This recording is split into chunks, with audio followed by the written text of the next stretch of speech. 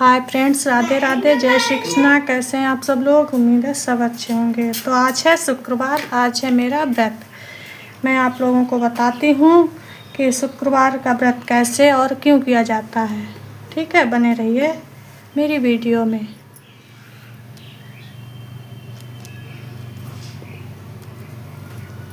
जय श्री कृष्णा, जय श्री राधे श्याम, जय हो संतोषी माता की।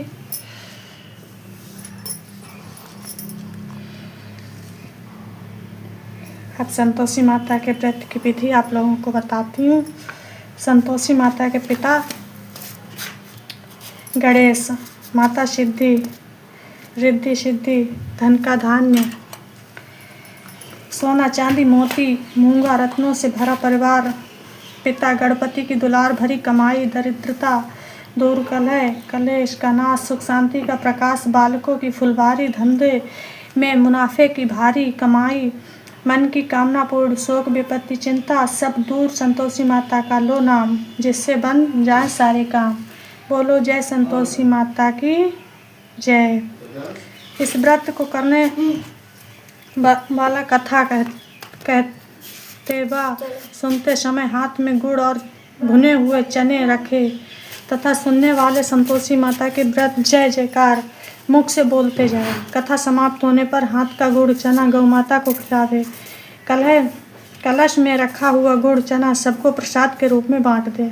कथा से पहले कलश को जल से भरें, उसके ऊपर गुड़ चने से भरा कटोरा रखें तथा कथा समाप्त और आरती करने के बाद कलश के जल को घर में सब जगह पर छिड़कें और बचा हुआ जल तुलसी की क्यारी में डाल दें। शवा आने का गुड़ चना लेकर माता का व्रत करें। शवा पैसे का गुड़ भी ले तो कोई आपत्ति नहीं है। गुड़ घर में हो तो लेवे विचार ना करें, क्योंकि माता भावना की भूखी हैं। कम ज़्यादा का कोई विचार नहीं, इसलिए जितना बन पड़े श्रद्धा से समर्पण करें। श्रद्धा और प्रेम से प्रसन्न हो व्रत करना चाहिए। व्रत के उद्यापन में 2.5 सेर खाजा, मोयदान, पूड़ी, खीर, चने का साग नैवेद्य रखें। घी का दीपक जलाकर संतोषी माता की जय जयकार बोलें तथा नारियल फोड़ें। इस दिन घर में कोई खटाई ना खाए और ना स्वयं खाएं, ना किसी दूसरे को खाने दें। कुटुंबी ना मिले तो ब्राह्मणों के, रिश्तेदारों के यहाँ पड़ोसियों के बालक बुलावें। उन्हें खटाई कोई वस्तु ना दें तथा जल तथा भोजन कराकर यथाशक्ति दक्षिणा देवें। नगद पैसे ना दें, कोई वस्तु दक्षिणा में दें। व्रत करने वाला तथा सुनने वाला प्रसाद ले एक समय भोजन करें, इससे माता प्रसन्न होंगी, दुख दरिद्रता दूर होगी तथा मनोकामना पूरी होंगी। चलिए अब हम आप सभी को संतोषी माता की कथा सुनाते हैं। एक बुढ़िया थी और उसके 7 बेटे थे। 6 कमाने वाले थे, एक निकम्मा था। बुढ़िया माँ 6 पुत्रों की रसोई बनाती, भोजन कराती और पीछे से जो कुछ बचता तो 7वें को देती थी। परंतु 7वां पुत्र बड़ा भोला भाला था, मन में कुछ विचार न करता। एक दिन वह अपनी बहू से बोला, देखो मेरी माता मुझ पर कितना प्रेम है। वह बोली, क्यों नहीं, सबका जूठा बच्चा हुआ तुमको खिलाती हैं। वह बोला, ऐसा नहीं हो सकता, मैं जब तक आँखों से ना देखूं मान नहीं सकता। बहू ने हंसकर कहा, देख लोगे तब तो मानोगे। कुछ दिन बाद बड़ा त्योहार आया। घर में 7 प्रकार के भोजन और चूरमा के लड्डू बने। वह परीक्षा लेने के लिए सिर दर्द का बहाना कर पतला कपड़ा सिर पर ओढ़कर रसोई घर में सो गया और कपड़े में से सब देखता रहा। 6 भाई भोजन करने आए। उसने देखा माँ ने उनके लिए सुंदर सुंदर आसन बिछाए, 7 प्रकार की रसोई परोसी। वह आग्रह करके जिमाती रही। वह देखता रहा। 6 भाई जब भोजन कर उठे तब माँ ने उनकी जूठी थालियों में से लड्डुओं के टुकड़ों को उठाया और एक लड्डू बनाया। जूठन साफ कर बुढ़िया माँ ने पुकारा, उठ बेटा, 6 भाई भोजन कर गए, अब तू ही बाकी है, उठ भोजन कर ले। वह कहने लगा, माँ मुझे भोजन नहीं करना है, मैं परदेश जा रहा हूँ। माता ने कहा, कल जाना हो तो आज ही जा। वह बोला, हाँ हाँ आज ही जा रहा हूँ। वह कहकर वह घर से निकल गया। चलते समय बहू की याद आई। वह गौशाला में कंडे थाप रही थी। जाकर बोला, हम जावें परदेश को, आवेंगे कुछ काल, तुम रहियो संतोष से, धर्म आपनो पाल। 2 निशानी अपनी तेक धरूं मैं धीर, शुद्धिमत हमारी विचारियो, रखियो मन गंभीर। वह बोला, मेरे पास तो कुछ नहीं है, ये अंगूठी है, सो ले लो और अपनी कुछ निशानी मुझे दो। वह बोली, मेरे पास क्या है, ये गोबर भरा हाथ है। ये कहकर उसकी पीठ पर गोबर के हाथ की थाप मार दी और वह चल दिया। चलते चलते दूर देश में पहुंचा। वहां पर एक साहूकार की दुकान थी। वहां जाकर बोला, सेठ जी मुझे नौकरी पर रख लो, साहूकार को ज़रूरत थी। साहूकार ने कहा, काम देखकर दाम मिलेंगे। साहूकार की नौकरी मिली। वह सवेरे 9 बजे से 12 बजे तक रात्रि तक काम करने लगा। कुछ दिन में दुकान का लेन देन, हिसाब किताब, ग्राहकों को माल बेचना, सारा काम करने लगा। साहूकार के 8-9 नौकर थे, वे सब चक्कर खाने लगे। यह बहुत होशियार बन गया है। सेठ ने भी काम देखा और 3 महीने में ही उसे मुनाफे का साझीदार बना लिया। 12 वर्ष में वह नामी सेठ बन गया और मालिक सारा कारोबार उस पर छोड़कर बाहर चला गया। इधर बहू पर क्या बीती सो सुनो। सास ससुर उसे दुख देने लगे। शहरी गृहस्थी का काम कराकर उसे लकड़ी लेने जंगल में भेजते। इस बीच घर की रोटियों के आटे में जो भूसी निकलती उसकी रोटी बनाकर रख दी जाती और फूटे नारियल की नरेली में पानी। इस तरह दिन बीतते रहे। एक दिन वह लकड़ी लेने जंगल जा रही थी कि रास्ते में बहुत सी स्त्रियां संतोषी माता का व्रत करती दिखाई दी। वहां वह खड़ी होकर कहने लगी, बहनों, यह तुम किस देवता का व्रत करती हो और इसके करने से क्या फल होता है? इस व्रत के करने की क्या विधि है? यह तुम अपने इस व्रत का विधान मुझे समझाकर कहोगी तो मैं तुम्हारा बड़ा उपकार मानूंगी। तब उनमें से एक स्त्री बोली, सुनो, यह संतोषी माता का व्रत है। इसके करने से निर्धनता, दरिद्रता का नाश होता है, लक्ष्मी आती है, मन की चिंताएं दूर होती हैं, घर में सुख होने से मन को प्रसन्नता और शांति मिलती है, निपुत्री को पुत्र मिलता है, पति बाहर गया हो तो शीघ्र आ जाता है, कुंवारी कन्या को मन पसंद वर मिलता है, राजद्वार में बहुत दिनों से मुकदमा चलता हो तो समाप्त हो जाता है, कलह क्लेश की निवृत्ति हो, सुख शांति हो, घर में धन जमा हो, पैसा जायदाद का लाभ होता है तथा और भी मन में जो कुछ कामना हो सभी संतोषी माता की कृपा से पूरी हो जाती है। इसमें संदेह नहीं। वे पूछने लगी, यह व्रत कैसे किया जावे, यह भी बता तो बड़ी कृपा होगी। स्त्री कहने लगी, 1.25 आने का गुड़ चना लेना, इच्छा हो तो 5.25 आने का लेना या 1.25 रुपये का भी सहूलियत के अनुसार लेना, बिना परेशानी, श्रद्धा और प्रेम से जितना भी बन सके सवाया लेना। 5.25 पैसे से 5.25 आने तथा इससे भी ज़्यादा शक्ति और भक्ति के अनुसार गुड़ और चना लें।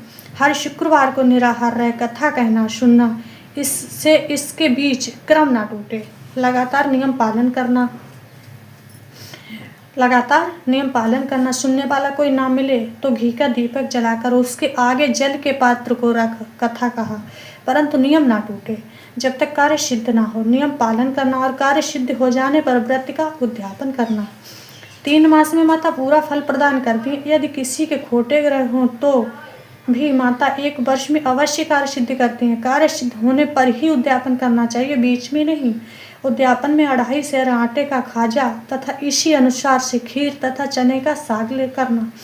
8 लड़कों को भोजन कराना। जहाँ तक मिले देवर जेठ भाई बंधु कुटुंब के लड़के लेना। ना मिले तो रिश्तेदारों और पड़ोसियों के लड़के बुलाना, उन्हें भोजन तथा यथाशक्ति दक्षिणा दे। माता का नियम पूरा करना। उस दिन घर में कोई खटाई न खाए। यह सुन बुढ़िया की बहू चल दी। रास्ते में लकड़ी के बोझ को बेच दिया और उन पैसों से गुड़ चना ले माता के व्रत की तैयारी कर आगे बढ़ी।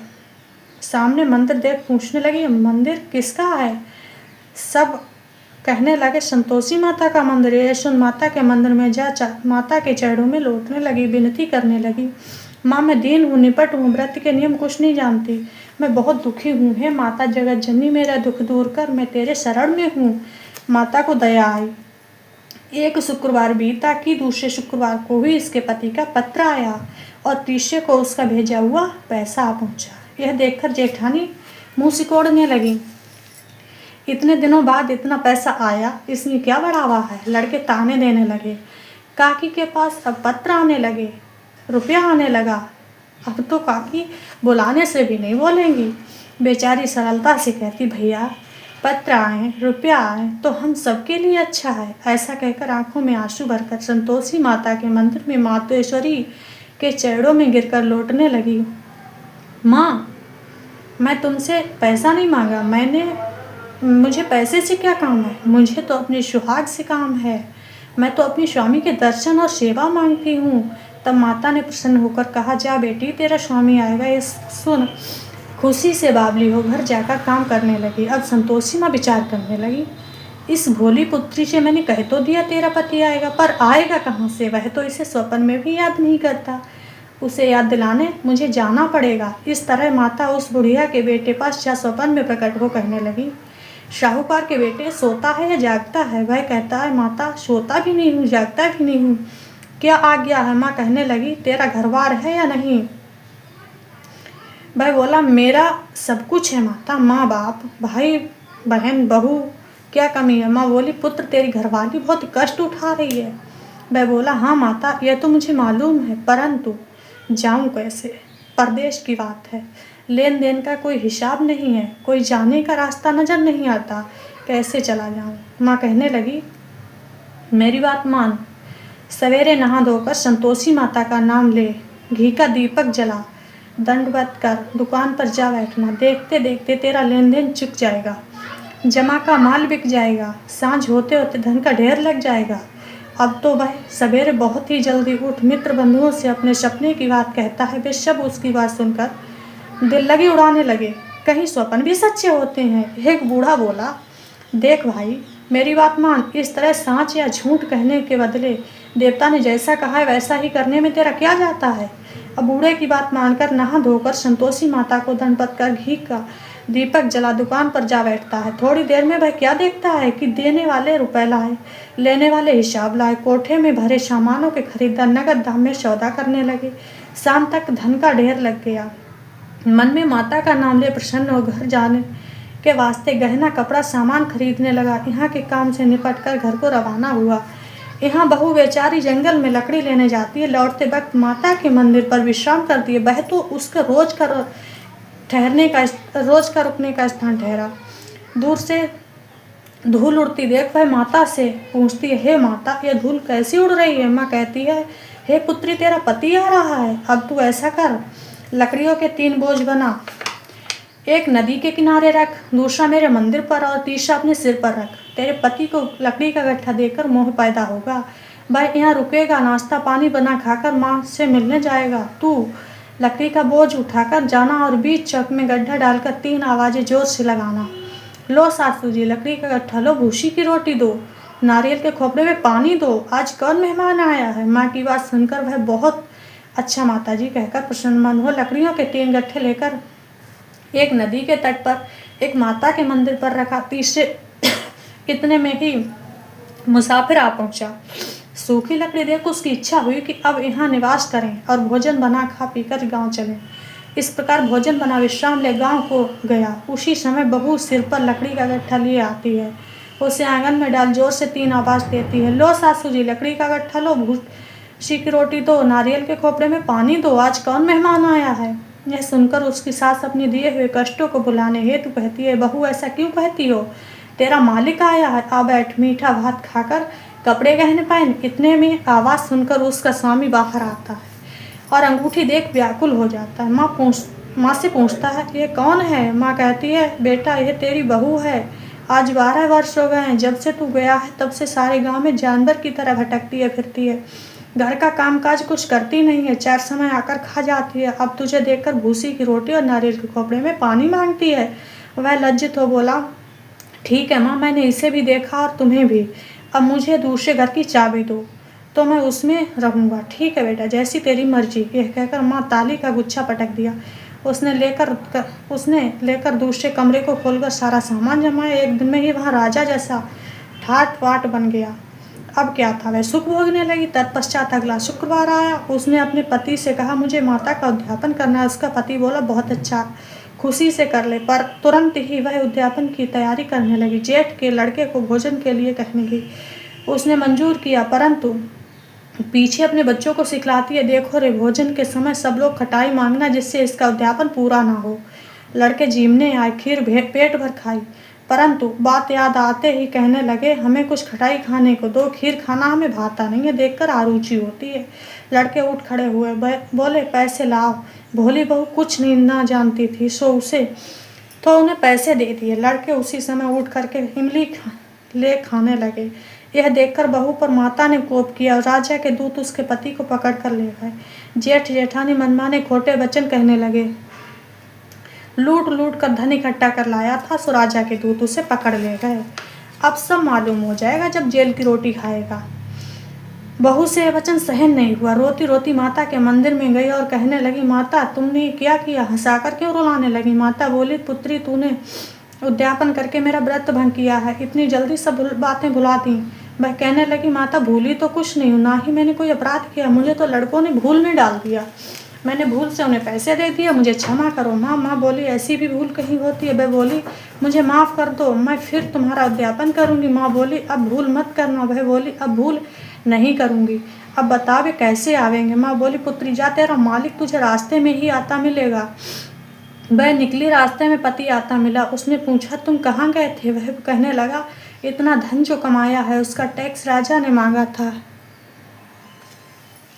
वह भरने गया था। वह प्रसन्न हो बोली, भला हुआ, आप घर चलो। कुछ दिन बाद फिर शुक्रवार आया। वह बोली, मुझे माता का उद्यापन करना। पति ने कहा, करो।